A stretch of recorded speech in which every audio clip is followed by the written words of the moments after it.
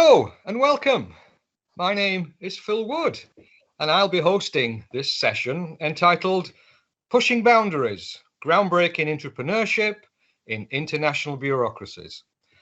I shall be in conversation with Irena Guidikova, Head of Inclusion and Anti-Discrimination for the Council of Europe, based in Strasbourg, France. By way of introduction, I can say that I've worked closely with the founder of the creative bureaucracy movement, Charles Landry, for about 25 years. One of our collaborations was to write a book called The Intercultural City. That book became the inspiration of a project which was launched by the Council of Europe in 2008. Since then, it's been managed by Irena Guidikova, and it's become one of the Council's best known and effective activities. It now comprises a network of 147 cities in 36 countries, not just in Europe, but all around the world. We're going to talk today about how that project was born within a large and complex bureaucracy and how it came to thrive under Irena's guidance. Although the project fitted in with the Council's values, Irena designed a completely new operating system, which worked very effectively, but could have made some traditionalists feel quite threatened because it was so new.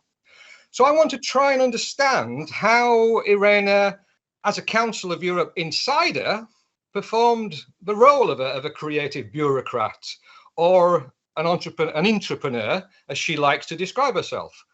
So, firstly, Irena, please can you set the scene a little? Tell us about the Council of Europe. Why does it exist? What does it do? And importantly, what kind of bureaucracy is it? Hello, Phil, and thank you for this dialogue. I always enjoy conversing with you, and of course, I'm full of admiration for Charles Landry for all of his creative undertakings. The Council of Europe, well, I'm sure many of the listeners know that, although, yes, the Council of Europe is not on everybody's radar. It's an old organization, and it was founded in 45 after the war, and in 49 after the war, and it's a large international bureaucracy, but it's way smaller than the European Union. If the European Union is the benchmark for European bureaucracy, the Council of Europe is 10 times smaller. In terms of number of employees, they're about 2,500 and a budget of 250 million, while the EU has over 20,000 employees. But the Council of Europe is larger in terms of its member status. It has 47 member states. Almost all European countries are members. Its mission, I sometimes describe it as the UN for Europe. It's an intergovernmental organization, and its mission is to safeguard human rights, democracy, and the rule of law. Its best known instrument is the European Convention on Human Rights and the European Court on Human Rights. And it functions primarily through what we call legal acquis. International legal instruments, conventions, or recommendations to member states about policies in a very broad range of areas, from education to culture to criminal justice, to prisons, but mainly through a human rights lens. And in my area, we're working on anti-discrimination, diversity, and inclusion. But I've been working in many different sectors, including youth, including democracy. I used to run the World Forum for Democracy for 5 years, which was another, I would say, innovation or creative undertaking of the Council of Europe, again on a world scale. I've also worked more politically in the private office of the Secretary General. I've worked on culture, so I've been around the organization a little bit. Well, that's very interesting. You're very much an insider. Almost the whole of your working career, you've worked in various aspects of the council, and I'd like to come back to that maybe later in terms of the insights that it may have given you to working creatively as a bureaucracy insider. But we're going to talk mainly about this case study of intercultural cities, and I'm assuming that the majority of our audience out there are not deeply interested in the specific policy arena or actions of intercultural cities, but why it should be described as of interest to a creative bureaucracies conference. So tell us what you see as its achievements. Well, I think you actually should speak a little bit about the substance of the work, because I believe that you cannot have an innovation, a new initiative that breaks through the organization's traditions and takes it further to accomplish its mission simply through technical means. You need to have a new idea, a new insight as to how the organization can perform its mission in a content sense. And I think that has been, first and foremost, the strength of that program, Intercultural Cities, is that it actually started from a very luminous, from a very exciting idea at a time, or I would say, traditionally, integration, migrant inclusion has been seen as a tedious, ungrateful task of fighting conflict, of helping people who are poor, who are not educated, who don't have many assets to bring to society, to blend in and to become productive citizens. So it's been seen mostly as troubleshooting or as an expense, as an expenditure in public policy. And the creative idea of which you, Phil, and Charles were very much the authors was that no, diversity, in fact, is an asset, and through reconfiguring integration policies at the local level primarily, then it can become the positive and the win-win that it has always been, let's say, in business. So we know that business sees diversity as its advantage. So why not apply that same idea to local level policy? And the Intercultural Cities program has been just the operational tool to bring that concept to local authorities and to make them understand and invent themselves the practice of how do you translate this into actions and into structures at the local level. That's really interesting. It's a really interesting point where you said that we wanted to take an issue which a lot of people see as rather tedious or always about crisis management. And also, it reminds me that when Charles and I were thinking about this in the early years, it was an area that was guarded by a few experts. We call them the high priests, who had all the knowledge, and other people, even within bureaucracies in local government, in national government, tended to steer clear of this issue because it was seen as potentially a minefield, and because it was the gatekeepers guarded it. And so it's nice to be reminded from you, Irena, that one of the achievements, I think, of the project has been to spread the interest and spread the participation across your own bureaucracy and across many other bureaucracies and beyond them in other countries, to make it everybody's concern. And perhaps that's why it's broken down barriers. Well, yes, integration has been seen as targeting migrants, as some people in political and administrative jobs or public service jobs that are working with migrants. And no, the Intercultural Cities concept is that integration and inclusion is everybody's job. It's as much the job of the urban development department as it is economic development department or labor office or indeed the local police. So bringing that task into everyday practice and action of public officials and agents at all levels has been indeed one of the key novelties of that program. So I think one of the things that the conference as a whole is interested in is how do you take a new idea? New ideas may be 10 a penny, but most of them perhaps wither and die very early within bureaucracies. So I think we're all fascinated to know how you take a good idea and you nurture it, you embed it, and tell us how you got this idea off the ground within this organization and the early years, how you grew it. You're actually so right. And if you allow me a parenthesis, last night I had a discussion with my father, who grew up and worked and spent his life in communist Bulgaria. And he was an engineer, professor, and inventor in a way himself.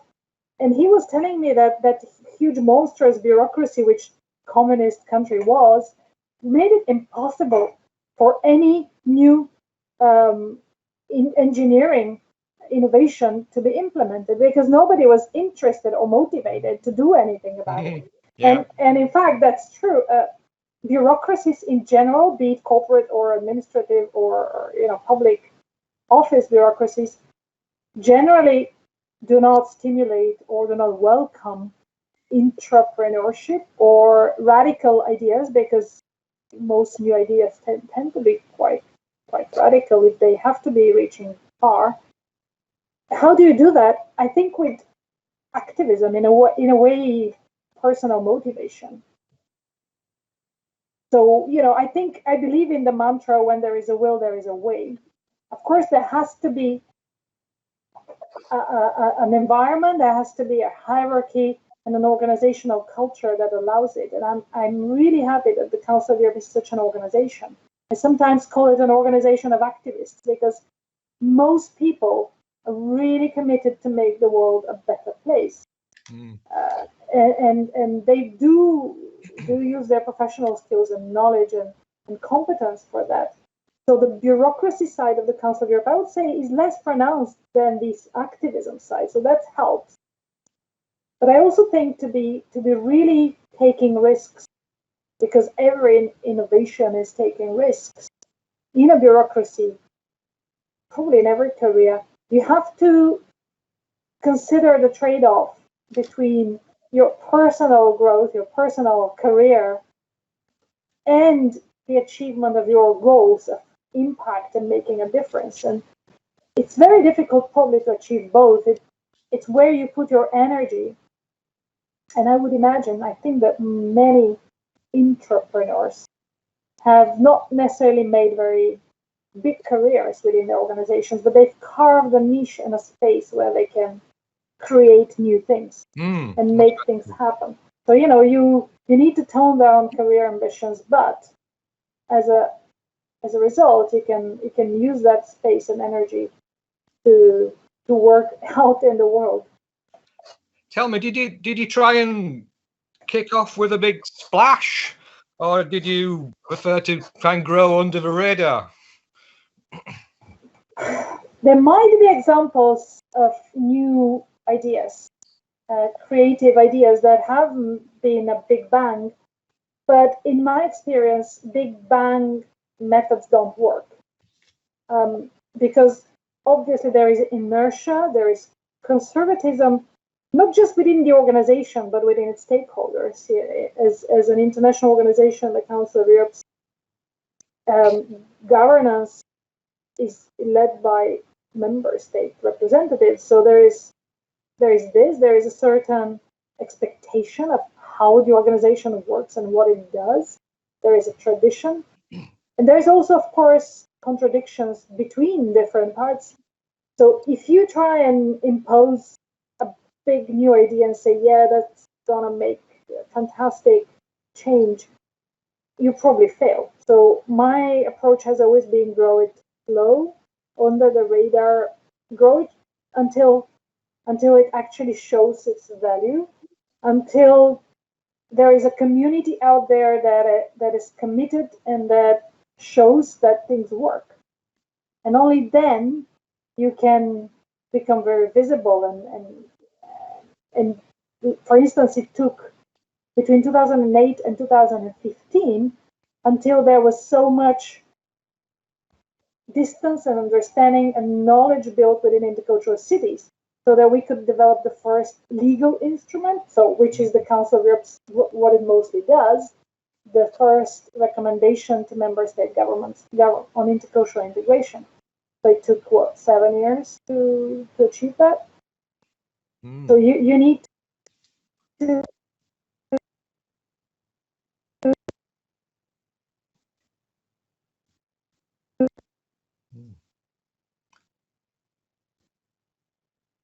Seem to be losing you, Irena.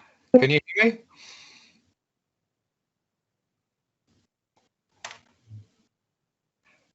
Are you with us, Irena? I think I had a breakdown in the network. Yeah. Okay. Where did I stop? Never mind. But we'll move on. Now, it will be. You'll recall that in the early days, you had a line manager, a guy called Robert Palmer, who knew Charles and who was very much in sympathy and support of the idea of intercultural cities, and I'm sure was a great help. But at some point, Robert left the Council of Europe, and really from that point, you were in a position of having managers above you who didn't necessarily have a deep understanding or even a deep interest in what the intercultural cities were doing. And I'm sure this is something many people within bureaucracies experience. Change happens. So how did you, once Robert had gone, how did you persuade and internally manage upwards your superiors to ensure that they became more supportive and sympathetic towards your work? I would not say that my superiors following Robert's departure were not sympathetic or did not understand the value. In fact, they did. They might have been less hands-on in the development of the program and its marketing, if you want, but they were equally supportive. I think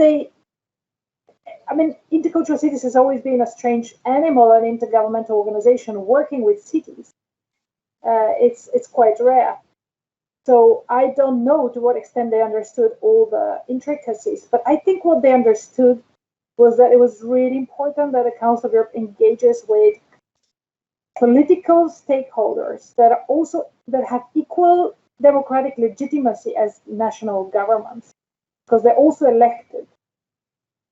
But that might have a different perspective and a different contribution to make to the overall goal of the organization and protecting human rights, democracy, and the rule of law. And that for the overall evolution of the Council of Europe and it's for its success, it's really important to go out of the beaten track and maybe really engage seriously with other stakeholders, such as cities. And in fact, it's very interesting, but since then, everybody from UNHCR to the EU, to the Fundamental Rights Agency, to every organization in the field actually has started engaging with cities. Yeah. But we were the first, and to me, it was quite obvious that you only reinforce the case for democracy and inclusion if the authorities at all levels are engaged and if they work together. So I think that by that kind of discourse, bringing in the broader objectives of the organization, bringing in the added value of a different stakeholder and different approach, that's how it got embedded. Yeah. So every new project, every successful project, sometimes grows up and matures, becomes established, and that's great. That's recognition. But that can also bring with it its own threats. Maybe complacency sets in. Maybe the survival principle. You think, oh well, I've done my innovation. Now I'm just going to settle down and find my niche within the bureaucracy until retirement arrives. How do you move beyond that? How do you keep learning, keep growing, keep innovating? Well, I don't know if it's something that comes with age. It's true that sometimes people do settle and become less ambitious. I guess my secret is that my vision of what I want to achieve is really it it's ambitious. So I know it will take a lot of time and a lot of effort, many years, to achieve at least part of it. So that's why I don't have a feeling of ever having achieved much. So it's always much more remains to be done. Because the goal is so daunting, isn't it? I mean, to reform the way integration is looked at, the concept of it, the practice of it, Europe wide or worldwide, and that at all levels of government. It's something, it's a titanic task. Of course, I know that I am, with your help and all the other experts around us and my team, we only do a small part of it. But if you have a very ambitious goal, you will never have a feeling that now it's time to rely on our laurels. And surrounding yourself with people who are creative, innovative, driven is probably another secret. Yeah. So, drawing to the end of the interview now, looking back on the work that you've done, is there anything you would have done differently? I never consider other possibilities in the past. All my considerations go into the future. Of course, I learn from the past, but I also think that I've probably done what I could have done every time with the best of the knowledge I've had. And yes, maybe that could have been a different story, but it wouldn't have been as exciting, perhaps. So what ultimately would be your advice to others who are maybe inspired by what you've had to say today and would like to initiate similar innovations in their own bureaucracies? Well, I think don't think about yourself. Forget your ego. It's very important. Bureaucracies are full of people with egos. And these egos are, of course, nourished by their position in the bureaucracy and by the internal power play. I think if you want to make a difference in the world and to be, a citizen, as a professional, recognized and also for yourself satisfied, you need to forget the ego and the internal power plays and, well, maybe use them if necessary, but not for your own sake. So I would say, yes, if all your ambition is turned outward and not inward within the bureaucracy, then you can achieve a lot of things. Well, I think that's a very inspiring note on which to end our conversation today. But hopefully you've also aroused quite a lot of curiosity amongst our audience. And how can those people find out more about the intercultural cities? Well, I think it's enough to Google intercultural cities, or Bing, or use another search engine, whichever you prefer. You will show up. It's quite a known website, so you can find all the information. It's all public. Although Intercultural Cities is a membership organization, all the information is public because we are, of course, funded with public resources.